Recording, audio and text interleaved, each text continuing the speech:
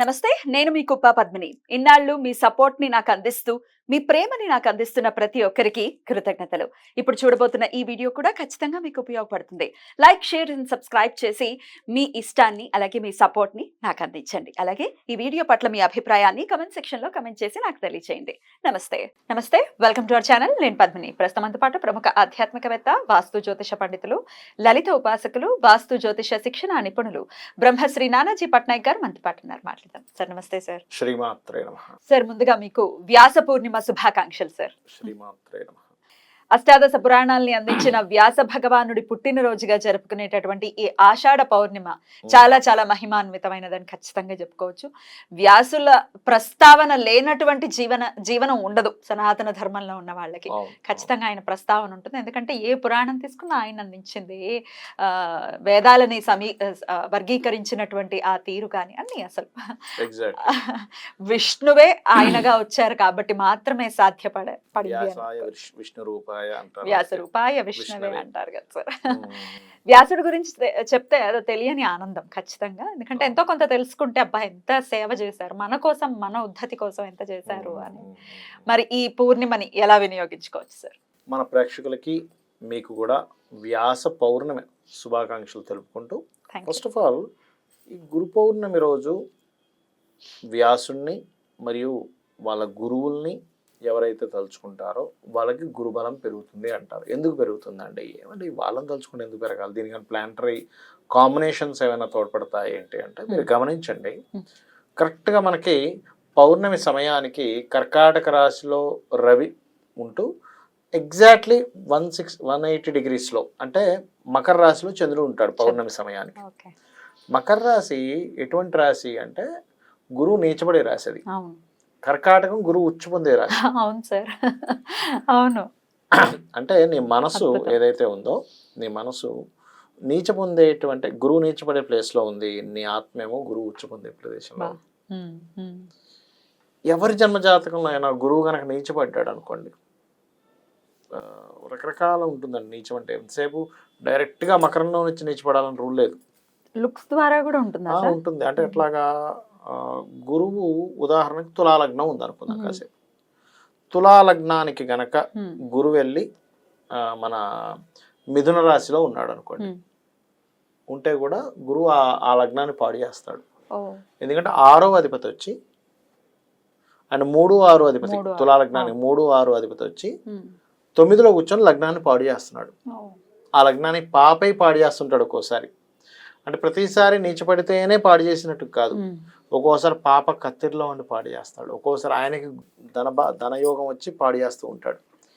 ఇక్కడ మీరు గమనించండి, లగ్నానికి శుభులు పాపులు అనేది మహర్షి చెప్పాడు మనకి.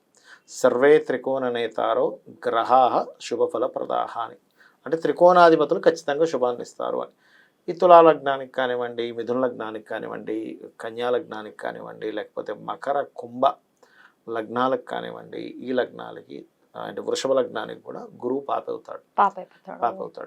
పాప ఈ గనక ఆయన చూస్తే ఇంకా ఎక్కువ ఎఫెక్ట్, ఇబ్బందిని ఇస్తాడు. ఒక్కొక్కసారి పాపయ్య కూడా శుభగ్రహాలతో ఎఫెక్ట్ తగ్గిపోతుంది మళ్ళీ. ఇలా ఎవరికైనా గురుబలం సరిగా లేకపోతే జరిగే పరిణామాలు ఏమిటి అంటే, వాళ్ళు ఎన్ని పూజలు పునస్కారాలు ఎంత చేస్తున్నా సరే అది ఫలించదు. చాలామంది చూడండి, అయ్యో వాళ్ళందరూ చేశారు హోమం, ఫలించింది, నాకెందుకు ఫలించలేదు అంటూ ఉంటారు. గురుబలం ఈజ్ ఈక్వల్ టు దైవబలం. ఇది ఫస్ట్ మనకు తెలియాలి బేసిక్గా. గురువు బాగా లేడంటే పూర్వజన్మల్లో ఈ వ్యక్తి దైవ దూషణ చేసి ఉంటాడు, లేదా దైవం పట్ల అపారమైన ప్రేమ ఉన్నటువంటి భక్తురాల్ని ద్వేషించుంటాడు. ఇలాంటివి చేయడం వల్ల ఈ జన్మలో గురువు బలంగా ఉండడు. ఇది ఆస్ట్రాలజికల్ రూల్. మరి దీనికి ఏంటి అంటే, ఇలా వ్యాస పౌర్ణమి వచ్చినప్పుడు చింతిస్తూ ఎవరైతే గురుగ్రహం దగ్గర దీపారాధన చేసుకుంటూ వ్యాసుని తలుచుకుంటూ వాళ్ళకు ఉన్నటువంటి గురువులు ఎవరో ఉంటారుగా, వాళ్ళకి ఏదో ఒకటి నేర్పించినటువంటి గురువులు, యాక్చువల్లీ గురువు అనే శబ్దానికి ఇంకా చాలా పెద్ద అర్థం ఉంది, వీళ్ళు టీచర్స్ అవుతారు యాక్చువల్గా. కాకపోతే ఆ భావంతో వీళ్ళకి ఇవ్వచ్చు, తప్పేం కదా, ఏదో ఒక విద్య నేర్చుకున్నాం కదా. గురువు అంటే నీకు వెలుగుని చూపించేవాడు, నీ అజ్ఞానంలోంచి జ్ఞానంలోకి తీసుకొచ్చేవాడు గురువు. ఆధ్యాత్మికమైనటువంటి విషయాలని కంప్లీట్గా మీకు ఎక్కడా స్వార్థం లేకుండా నేర్పించేవాడు గురువు. కరెక్ట్ చెప్పాలంటే. ఓకే. ఈ వీళ్ళంతా టీచర్స్ అవుతారు, Hmm. ట్రైనర్స్ టీచర్స్ అవుతారు. అవును సార్. అంధకారం నుంచి బయటికి తీసుకొచ్చేవాడు, అజ్ఞానం అనే అంధకారం నుంచి బయటికి తీసుకొచ్చేవాడు గురువు. పెద్ద పోస్ట్. చాలా పెద్ద పోస్ట్ అది.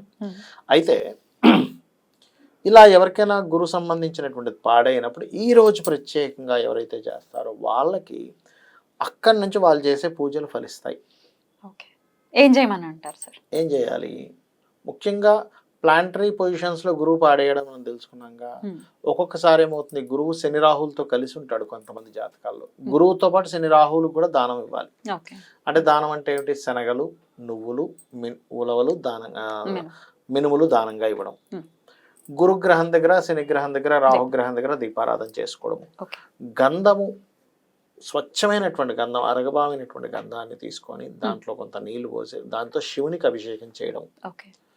పసుపు రంగు వస్త్రాలు దానంగా ఇవ్వడం ముఖ్యంగా చేయాలి. చేసినట్లయితే ఖచ్చితంగా ఈ గురుగ్రహ అనుగ్రహం కలగడం, వ్యాసుడి యొక్క అనుగ్రహం కలగడం ఖచ్చితంగా జరుగుతుంది. ఎవరికైనా జన్మజాతకంలో గురువు పాడైతే వచ్చే రోగాలు అని చెప్పమంటారు. లివర్ పాడవుతాం, అవన్నీ లివర్ ఎఫెక్ట్ వచ్చింది, గురుగ్రహం పాడైందని అర్థం. సింపుల్గా లేదు. చిన్నప్పుడు మనం చూడండి, ఒక్క పిల్లవాడే టార్గెట్ అవుతుంటాడు టీచర్కి. అవును. ఇదేమిటి అంటే టీచర్ ఎందుకు వాడి మీదకే వెళ్తూ ఉంటుంది? ఎందుకు? గురుగ్రహ దోషం. గురుగ్రహ దోషం. పాపం ఆ టీచర్ దోషము కాదు, గ్రడ్జ్ పెట్టుకున్నారు అనుకుంటుంటారు. ఒక చిన్న ఎగ్జాంపుల్ చెప్తాను. ఒక వ్యక్తికి గురువు పాడయ్యాడు. ఎంత పాడైపోయాడంటే అతను చెప్తున్నాడు ఆయన ఎక్స్పీరియన్సెస్.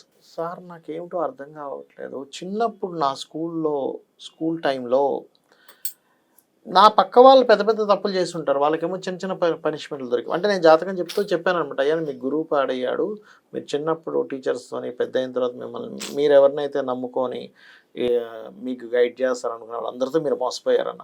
అంటే ఆయన చెప్పుకుంటూ వచ్చాడు, సార్ నేను చిన్నప్పుడు కూర్చొని స్కూల్కి వెళ్తే ఇటువైపు నోటి చాలా పెద్ద తప్పులు చేసేవారు, వాళ్ళకి ఎక్కడ కూడా శిక్షలు పడేవి కాదు, నాకు మాత్రం చిన్న మిస్టేక్ దొరికితే అసలు నేను అనుభవించినంత నరకం ఇంకోని అనుభవించలేదని చెప్పాడు ఆయన.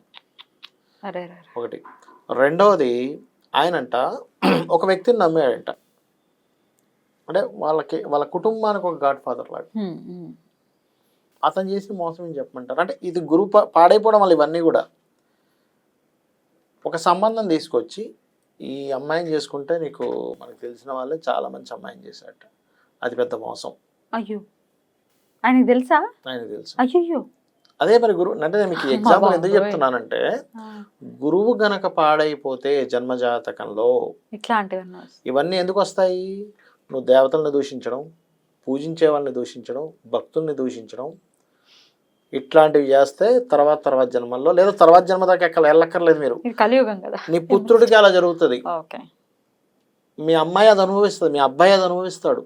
నీకేం పని? వాడు ఏదో శుభ్రంగా వాడు పూజ చేసుకుంటుంటే కరెక్ట్, అంతే కదా. వాడు బట్టి కూడా ముక్కు మోసుకొని పూజ చేసుకోండి, నువ్వెందుకు చెనకడం పడిపోయి? లేకపోతే ఇలా పూజ చేసుకోండి అని మీలాంటి వాళ్ళు చెప్పారు అనుకోండి. బట్ చాలా మంది మన కలియుగంలో, మనం ఇప్పుడు సోషల్ మీడియాలో చక్కగా మూట కట్టుకుంటున్నారు సార్. మీరు మీ జేబులోంచి రూపాయి మీరేం ఖర్చు పెట్టట్లేదు, మీ ఇష్టం వచ్చినా మీరు బతుకుతున్నారు.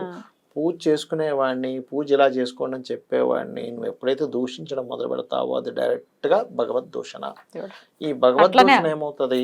ఈ రూపంలో వస్తుంది. ఖచ్చితంగా రావాలి కూడా. ఎందుకంటే భగవద్ భక్తుడిని దూషించడం, గురువు రూపంలో ఉన్న వాళ్ళని దూషించడం అత్యంత హేయమైన.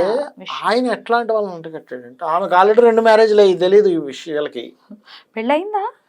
అయ్యో, 2 మ్యారేజ్లు అయిన వాళ్ళని ఆయన తీసుకొచ్చి పెళ్లి చేశారా? అది ఎలాంటి వాళ్ళు అంటే అందరూ అలా ఉంటారు నేను చెప్పట్లేదు. ఆస్తి కోసం రకరకాల ఇవి పెట్టేసి ఈయన మీద అసలు పోలీస్ స్టేషన్లు, గందరగోళాలు, కోర్టులు. అది ఎందుకు అయిందంటే అతని జాతకంలో కుజుడు కూడా పాడి గురువుతో కనెక్ట్ అయ్యాడు. ఇలా అయిన వాళ్ళకి ఇలాంటివి జరుగుతుంటాయి. అందుకని నేను ఒకటే చెప్తాను ఎవరికైనా, అయ్యా నీకు ఇష్టం లేదా? కొంతమంది ఇళ్లలో కూడా జరుగుతుంటుందమ్మా, భార్య చేస్తానంటే భర్త ఒప్పుకోవడం, భర్త చేస్తానంటే భార్య ఒప్పుకోవడం. నేను ఒకటే చెప్తాను వాళ్ళకి కూడా, అమ్మ నీకు ఇష్టం లేదా నువ్వు ఊరుకో, ఆయన చేసుకొని, లేదా నీకు ఇష్టం లేదా బాబు ఆమెను చేసుకొని, నువ్వు ఎందుకు అనవసరంగా చెడు పని ఏం కాదుగా. ఇంకోటి ఏంటంటే మనము అవతల వాళ్ళకి భక్తి లేదనో ఇట్లా అనుకుంటాం, కానీ భక్తి అనేటువంటిది పూర్వజన్మల్లో ఎన్నో జన్మల నుంచి చేసిన పుణ్యం వల్ల వచ్చేది. భగవంతుడు ఉన్నాడని తెలుసుకోవడం కానీ, మనకి వ్యాస పౌర్ణమి వచ్చిందంటే ఇది చేసుకోవడం కానివ్వండి, ఏకాదశి చేయడం కానివ్వండి, నిత్య దేవతారాధన కానివ్వండి, ఇవన్నీ ఎంతో పుణ్యం ఉంటే వచ్చేవి. నీకు ఇప్పటికిప్పుడు సడన్ గా రమ్మంటే వచ్చేసేది కాదు. అదేమి పోయం కాదు నేర్చేసుకోవడానికి గబక్కు అని. దాన్ని కూడా పట్టుకు రావాలి మనం. పట్టుకు రావాలి. పూజన్మ వాసన లేదు, రాదంత ఈజీ రాదు అది. అద్భుతం సార్. చాలా అంటే లైవ్ ఎగ్జాంపుల్స్ కూడా చెప్తే డెఫినెట్ గా అర్థమవుతుంది. ఒకళ్ళు వినియోగించుకోవాలి డెఫినెట్ గా. సంవత్సరానికి ఒక్క రోజు వస్తుంది, ఒక్క రోజు కనుక ఇలా చేసుకుంటే, ప్రతి ఏడాది చేసుకుంటుంటే గురువు అనుగ్రహం ఖచ్చితంగా పొందుతారు. అద్భుతం సార్. మరొక్కసారి మీకు వ్యాస పూర్ణిమ శుభాకాంక్షల్ని తెలియజేస్తూ నమస్తే సార్. శ్రీమాత్రే నమః.